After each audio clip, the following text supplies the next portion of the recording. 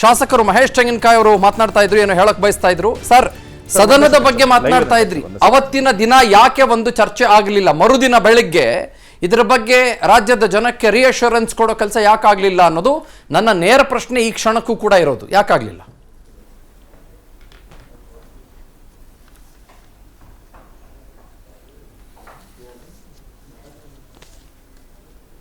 Chandan sir ಹೇಳಿ.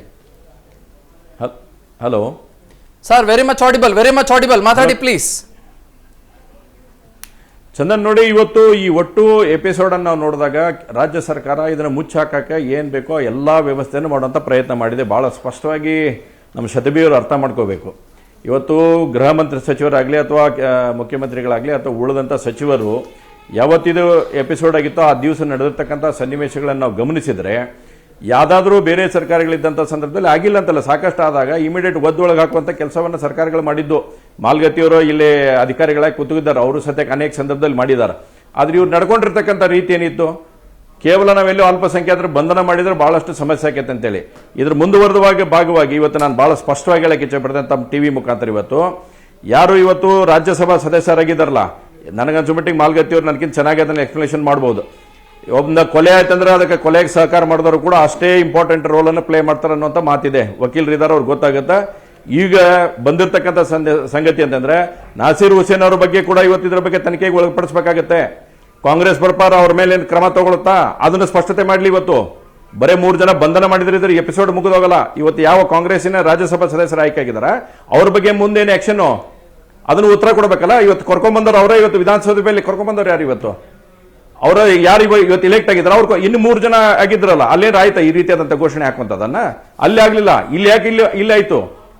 ಇದಕ್ಕೆ ಬಗ್ಗೆ ಕಾಂಗ್ರೆಸ್ ಉತ್ತರ ಕೊಡಬೇಕು. ನಾಸೀರ್ ಹುಸೇನ್ ಹಾಗಾದ್ರೆ ಪಾರ್ಟಿಯಿಂದ ಉಚ್ಚಾಟನೆ ಮಾಡ್ತಾರೆ ಇವತ್ತು ಕಾಂಗ್ರೆಸ್ ಪಾರ್ಟಿಯವರು. ಅದ್ರ ಬಗ್ಗೆ ಸ್ಪಷ್ಟತೆ ಹೇಳಿ. ಇವತ್ತು ಯಾವ ಕೇಸನ್ನು ಮುಚ್ಚಕ್ಕೆ ನೀವಾಗಲೇ ಕ್ಲೀನ್ ಚಿಟ್ ಕೂಡ ಕೊಟ್ಟಿದ್ದೀರಿ, ನಿಮ್ಮ ಮಂತ್ರಿಗಳು ಎಲ್ಲರೂ ಕೊಡ್ಕೊಂಡು ಇವತ್ತಿಂದ. ಮಹೇಶ್ ಸರ್, ಅವ್ರು ಏನಂದ್ಕೊಂಡಿದ್ರು ಅಂದ್ರೆ 27ನೇ ತಾರೀಕಿಗೆ ಘಟನೆ ಆದಾಗ ಮತ್ತೊಂದು ಸಿಂದಗಿನೋ ಮತ್ತೊಂದು ಶೃಂಗೇರಿನೋ ಇಂಥ ಪ್ರಕರಣಗಳಲ್ಲಿ ಇದು ಕೂಡ ಆಗ್ಬೋದು, ಆ ರೀತಿಯಾಗಿ ತನಿಖೆಯಲ್ಲಿ ಬರ್ಬೋದು ಅನ್ನುವಂಥ ಒಂದು ಲೆಕ್ಕಾಚಾರವನ್ನು ಹಾಕೊಂಡಿದ್ರು.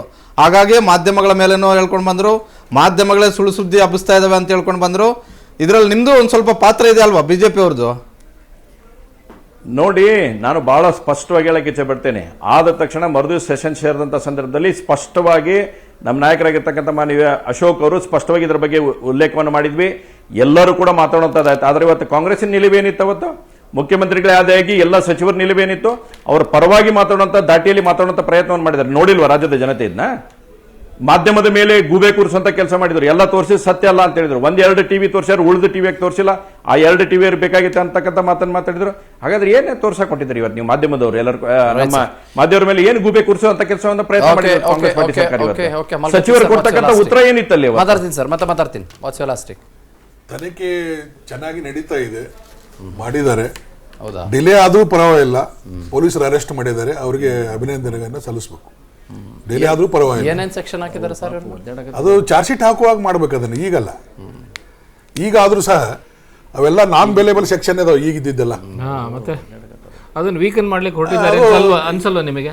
ಅದು ಚಾರ್ಜ್ ಶೀಟ್ ಹಾಕುವಾಗ ಮಾಡ್ಬೇಕು. ರಿಮಾಂಡ್ ನಲ್ಲಿ ಬರುವಾಗ ಎಲ್ಲ ಬೇಲೆಬಲ್ ಸೆಕ್ಷನ್ ಇದ್ರೆ ಆರಾಮಾಗಿ ಮ್ಯಾಜಿಸ್ಟ್ರೇಟ್ಲಿಂದ ಕೋರ್ಟ್ಲಿಂದ ಹೊರಗೆ ಬರ್ತಾರೆ, ಬೇಲೆಬಲ್ ಸೆಕ್ಷನ್ ಇದ್ರೆ. Okay, Veeranna sir, what's your last take?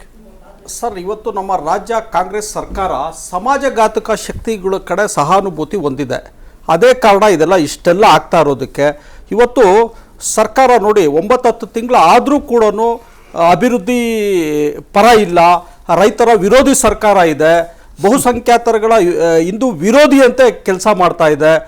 ಇದೆಲ್ಲ ಆಗ್ತಾ ಇದೆ. ಇವತ್ತು ಯಾರ್ಯಾರು ಸಮರ್ಥನೆ ಮಾಡ್ಕೊಂಡಿದ್ದಾರೋ ಈ ವಿಷಯದಲ್ಲಿ ಅವರೆಲ್ಲನೂ ಖಂಡಿತವಾಗಲೂ ರಾಜ್ಯದ ಜನತೆಯ ಕ್ಷಮೆ ಯಾಚಿಸಬೇಕು, ಅಥವಾ ಅವರು ಏನು ಹುದ್ದೆ ಹೊಂದಿದ್ದಾರೆ ಸಚಿವರು ರಾಜೀನಾಮೆ ಕೊಟ್ಟು ಮನೆ ಕಡೆ ಹೋಗ್ಬೇಕು.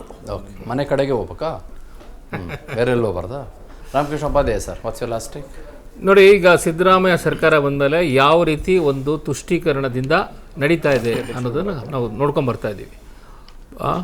ಸೊ ಒಂದು ಮಂಗಳೂರು ಕುಕ್ಕರ್ ಬಾಂಬ್ ಕೇಸ್ ಆಗಿರ್ಬೋದು, ಆವಾಗ ಶಿವಕುಮಾರ್ ಅವರು ಹೇಳಿದ್ರು ಆ ಬ್ರದರ್ಸ್ ಏನೋ ಮಾಡಿದ್ರು ಅದನ್ನ ಸರಿ ಮಾಡ್ತೀವಿ blast ಅನ್ನೋ ರೀತಿ ಆಯ್ತು, ಹೇಳಿದ್ರು. ಅರಗ ಆಮೇಲೆ ಸ್ವಲ್ಪ Home ಸುಮ್ಮನೆ Minister ನಾನು ಮುಗಿಸ್ತೇನೆ, ಆಗಿರ್ಬೇಕಾದ್ರೆ. ಸ್ವಲ್ಪ ಸುಮ್ಮನೆ ದಯವಿಟ್ಟು. ಅವರ ಕ್ಷೇತ್ರದಲ್ಲೇ ಆಮೇಲೆ ಕುಕ್ಕರ್ blast ಆಯ್ತು.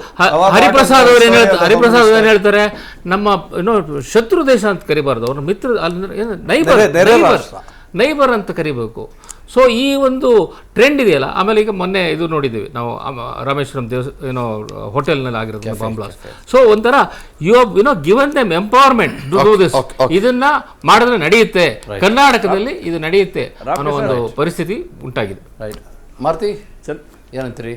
ಒಂದು ಮೂರು ಪಕ್ಷದ ರಾಜಕಾರಣಿಗಳು ಒಂದು ಅರ್ಥ ಮಾಡ್ಕೋಬೇಕು, ಜನರು ಬುದ್ಧಿವಂತರಿದ್ದಾರೆ, ನೀವು ಮಾತ್ರ ಬುದ್ಧಿವಂತರು ಅಂತ ಅಂದ್ಕೊಳ್ಳೋದು ಬೇಡ. ಪ್ರಿಯಾಂಕರ್ಗೆ ಸೇರಿದಂತೆ ಎಲ್ಲ ಮಿನಿಸ್ಟ್ರಿಗಳಿಗೂ ಇದು ಅನ್ವಯ ಆಗುತ್ತೆ. ಭ್ರಷ್ಟಾಚಾರವನ್ನು ರಾಜ್ಯದ ಜನರು ಸಹಿಸೋದಿಲ್ಲ. ಹಾಗಾಗಿ 40% ವಿಚಾರವನ್ನು ನೀವು ಕೈಗೆತ್ಕೊಂಡ್ರಿ, ಸಕ್ಸಸ್ಸು ಆದ್ರಿ, 135 ಸ್ಥಾನ ಗೆದ್ರಿ. ಆದರೆ ಇಂಥ ವಿಚಾರಗಳಲ್ಲಿ ತೀರಾ ಓಲೈಕೆ ಮಾಡೋಕ್ಕೆ ಹೋದರೆ ನಿಮಗೆ ಕೊನೆ 2019ರಲ್ಲಿ 1 ಸ್ಥಾನ ಆದರೂ ಕೊಟ್ಟಿದ್ದರು, ಮತ್ತು 24ರಲ್ಲಿ ಅದು ಕೂಡ ಸಿಗದೇ ಇರುವಂಥ ಪರಿಸ್ಥಿತಿಗಳು ಕೂಡ ಆಗ್ಬೋದು. ಹೀಗಾಗಿ ಓಲೈಕೆಯನ್ನು ಬಿಟ್ಟು ಎಲ್ಲರನ್ನ ಸಮಾನವಾಗಿ ನೋಡ್ಕೊಂಡು ಹೋದರೆ ಬಚಾವ್ ಆಗ್ತೀರ.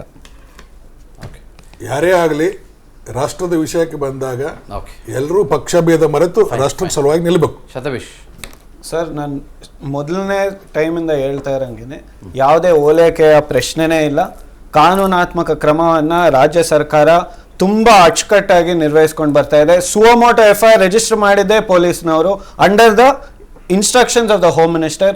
ಇವಾಗ ದೇಶ ವಿರೋಧಿ ಹೇಳಿಕೆ ಯಾರೇ ಕೊಟ್ಟಿದ್ರು ಕೂಡ ಅವ್ರ ವಿರುದ್ಧ ಸೇಮ್ ಕ್ರಮ ತಗೊಳ್ತೀವಿ, ಕಠಿಣವಾದ ಕ್ರಮವನ್ನು ತಗೊಳ್ತೀವಿ.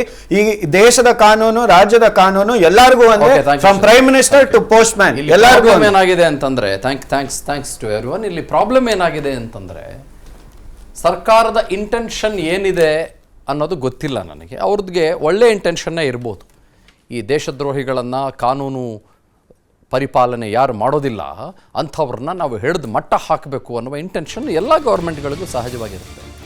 ಆದರೆ ಈ ಸರ್ಕಾರ ನಡೆದುಕೊಳ್ಳುವ ರೀತಿ ಇದೆಯಲ್ಲ, ಇದು ಒಂದು ರೀತಿ ಏನೋ ಹುಳ್ಳುಳಿಗಿದೆಯಲ್ಲಪ್ಪ, ಏನೋ ಮಾಡಕ್ಕೆ ಹೊರಟಿದಾರಲ್ಲಪ್ಪ ಅಂತ ಅನಿಸ್ಬಿಡುತ್ತೆ. ಈ ರಾಮೇಶ್ವರಂ ಕೆಫೆ ಬ್ಲಾಸ್ಟ್ ವಿಷಯಕ್ಕೂ ಸಂಬಂಧಪಟ್ಟಂತೆ ಕೂಡ ಅಷ್ಟೇ ಭಾಳ ಸಿಲ್ಲಿ ಆದಂಥ ಕೆಲವು ಸ್ಟೇಟ್ಮೆಂಟ್ಗಳು ಹಲವರಿಂದ ಬಂದಿವೆ. ನಾವೇನು ಕಾರಣ, ನಮಗೇನಾಗಬೇಕಾದ್ರಿಂದ, ಅಥವಾ ಸೆಂಟ್ರಲ್ ಏಜೆನ್ಸೀಸ್ ಇಲ್ವಾ, ನಾವೇನು ಮಾಡಬೇಕಾಗಿತ್ತು, ಹಾಗೆ. ಈ ವಿಧಾನಸೌಧದ ಜಿಂದಾಬಾದ್ ವಿಷಯಕ್ಕೆ ಸಂಬಂಧಪಟ್ಟಂತೆ ಕೂಡ ಅಷ್ಟೇ. ದಿ ಸೀರಿಯಸ್ನೆಸ್ ಇದೆಯಲ್ಲ, the government should handle such cases with all the seriousness. ಯಾಕಂದರೆ people are very very very watchful today. ಅವರು ಒಂದೊಂದನ್ನೇ ಗಮನಿಸ್ತಾ ಇರ್ತಾರೆ. ಯಾರೋ BJP ಹೇಳ್ತು ಅಂತ ಗಮನಿಸಲ್ಲ, ಅಥವಾ ಯಾವ ಚಂದನ್ ಶರ್ಮಾ ಹೇಳ್ದ, ಅಥವಾ ಇನ್ನೊಬ್ರು ಯಾರೋ ಮಾರುತಿ ಪಾವಗಡ ಹೇಳಿದ್ರು, ಅಥವಾ JDSನ ವೀರಣ್ಣ ಹೇಳಿದ್ರು. ನೋ, ಹಾಗೆ ಅವರು ಖಂಡಿತವಾಗ್ಲೂ ಕೂಡ ಅಂದ್ಕೊಳ್ಳೋದಿಲ್ಲ. But people will always have an eye on the government. ಒಂದೊಂದು ನಡವಳಿಕೆಗಳ ಬಗ್ಗೆ, ಸ್ಟೇಟ್ಮೆಂಟ್ ಬಗ್ಗೆ, ಉದ್ದಟತನದ ಬಗ್ಗೆ, ಎಲ್ಲದರ ಬಗ್ಗೆ ಭಾಳ ಸ್ಪಷ್ಟವಾಗಿ ಅವರ ಮನಸ್ಸಿನ ಮೇಲೆ ಗಂಭೀರ ಪರಿಣಾಮ ಖಂಡಿತ ಬೀರ್ತಾ ಹೋಗುತ್ತೆ.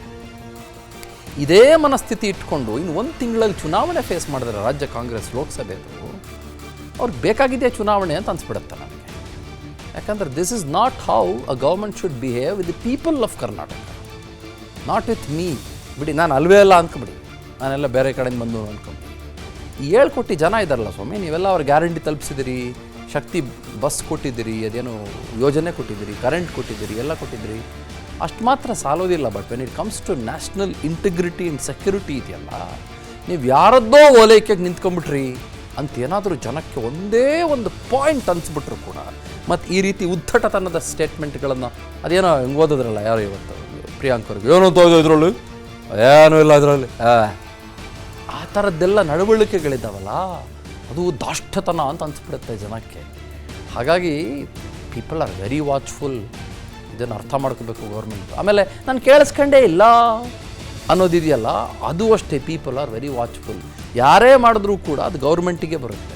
ಈಗ ಯಾವುದೋ ಒಂದು ಆಫೀಸಲ್ಲಿ ತಪ್ಪಾದರೆ ಆಫೀಸಿನ ಬಾಸ್ಗೆ ಬರುತ್ತೆ ಅದರ ಹೊಣೆಗಾರಿಕೆ. ಅದೇ ರೀತಿಯಲ್ಲಿ ಈ ಥರದೊಂದು ಇನ್ಸಿಡೆಂಟ್ ನಡೀತು ಅಂದಾಗ ಅವ್ರ ಮಿನಿಸ್ಟ್ರಿಗಳಿಗೆಲ್ಲ ಒಂದು ಸ್ಪಷ್ಟವಾದಂಥ ರಿಮಾರ್ಕ್ಸ್ ಪಾಸ್ ಮಾಡ್ಬೋದಾಗಿತ್ತಲ್ವ. ದೇಶದ ಭದ್ರತೆ ಮತ್ತು ಐಕ್ಯತೆ ವಿಷಯ ಇದು, ಡೋಂಟ್ ಸ್ಪೀಕ್ ಟು ಮೀಡಿಯಾ, ನಾವು ಅಡ್ರೆಸ್ ಮಾಡ್ತೀವಿ ಅಂತ ಹೋಮ್ ಮಿನಿಸ್ಟ್ರು ಮತ್ತು ಚೀಫ್ ಮಿನಿಸ್ಟ್ರು ಮತ್ತು ಉಪಮುಖ್ಯಮಂತ್ರಿಗಳು ಮಾಡ್ಕೊಳ್ಬೋದಾಗಿತ್ತಲ್ವ. ಮತ್ತು ಮರುದಿನ on the floor of the house ರಾಜ್ಯದ ಜನರನ್ನ ಉದ್ದೇಶಿಸಿ ಮಾತನಾಡ್ಬೋದಾಗಿತ್ತಲ್ವ. ಮತ್ತು ಪ್ರೆಸ್ ಬ್ರೀಫಿಂಗ್ ಅಂದರೆ ನಾನು ಮೀಟಿಂಗ್ ಕರೆದ್ಬಿಟ್ಟು ಮಾಡಿ ಅವರ ಕ್ವೀನ್ಸ್ ರೋಡ್ನಲ್ಲಿರುವಂಥ KPCC ಆಫೀಸಲ್ಲಿ ಅಂತ ಹೇಳ್ತಾ ಇಲ್ಲ ನಾನು. ಹಿಂಗೆ ಮೈಕ್ ಇಟ್ಟಾಗ ನೀಟಾಗಿ ಒಂದು 15 ನಿಮಿಷ ಮಾತಾಡ್ಬೋದಾಗಿತ್ತಲ್ವ.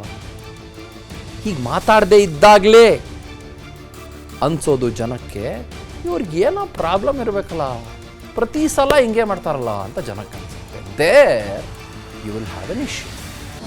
ಅನುಕ್ಷಣದ ಸುದ್ದಿಗಳಿಗಾಗಿ Vistara news YouTube channel subscribe ಮಾಡಿ. ಹೊಸ ಸುದ್ದಿಗಳ ನೋಟಿಫಿಕೇಶನ್ಗಾಗಿ ಬೆಲ್ ಐಕಾನ್ ಕ್ಲಿಕ್ ಮಾಡಿ. ಲೇಟೆಸ್ಟ್ ಅಪ್ಡೇಟ್ಸ್ಗಾಗಿ www.vistaranews.com ವೆಬ್ಸೈಟ್ಗೆ ವಿಸಿಟ್ ಮಾಡಿ. ಅಂಗೈಯಲ್ಲೇ ಜಗತ್ತಿನ ಸುದ್ದಿ ತಿಳಿಯಲು Vistara news Kannada app download ಮಾಡಿ.